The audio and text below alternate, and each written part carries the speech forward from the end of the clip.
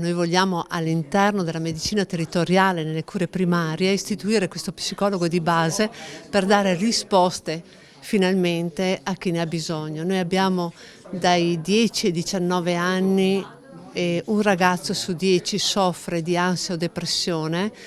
Dai 19 ai 28 anni abbiamo 1 su 2 in certe situazioni che soffrono di depressione o ansia, e questo l'abbiamo rilevato attraverso delle indagini anche all'interno dell'università. Quindi è una situazione veramente da prendere in carico e cercare da risolvere, perché noi dobbiamo rimettere questi giovani all'interno della società prima che si cronicizzi la malattia. Che cosa prevede concretamente la vostra proposta di legge?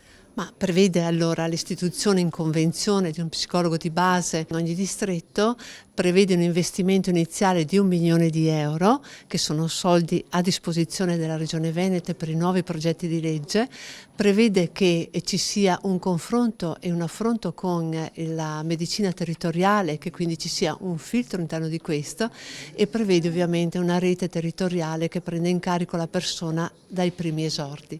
Questa proposta di legge dovrebbe avere le gambe del buonsenso e della necessità.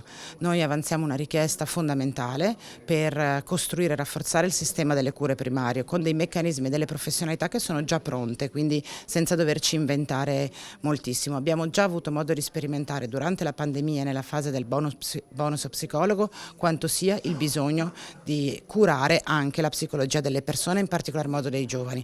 Oggi diventa una necessità, chiediamo al Consiglio regionale di farsi promotore di questa necessità e di raccogliere tutte le indicazioni che in questa legge sono avanzate. È un testo che permette di iniziare ad affrontare un tema fondamentale, quello di portare la psicologia vicino alle persone che ne hanno bisogno o potrebbero averne bisogno, attraverso un meccanismo che è flessibile, che è semplice, ma che è stato già visto funzionare anche in altri contesti regionali e che permette di utilizzare un meccanismo che unisce efficacia dell'intervento e efficienza della spesa. Da questo punto di vista va a riscontrare un bisogno primario, quello della salute psicologica e di quello che potremmo definire il diritto civile allo stare bene psicologicamente, con un utilizzo di risorse che è intelligente e ben strutturato. Il Covid e il post-Covid hanno permesso di slatentizzare, di far vedere quello che era un bisogno che esisteva ovviamente prima ma che spesso non veniva espresso.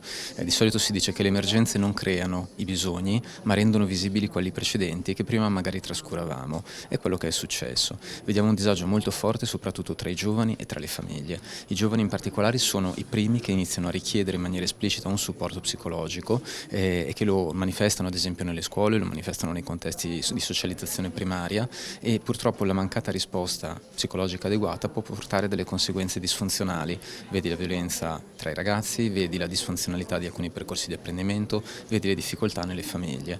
Andare a intervenire in maniera primaria, a livello di cure primarie, sul territorio, in maniera ben distribuita, va a prevenire tutta una serie di problematiche prima che diventino gravi, prima che diventino strutturali e che costino molto di più in termini esistenziali alle persone, in termini economici alla collettività.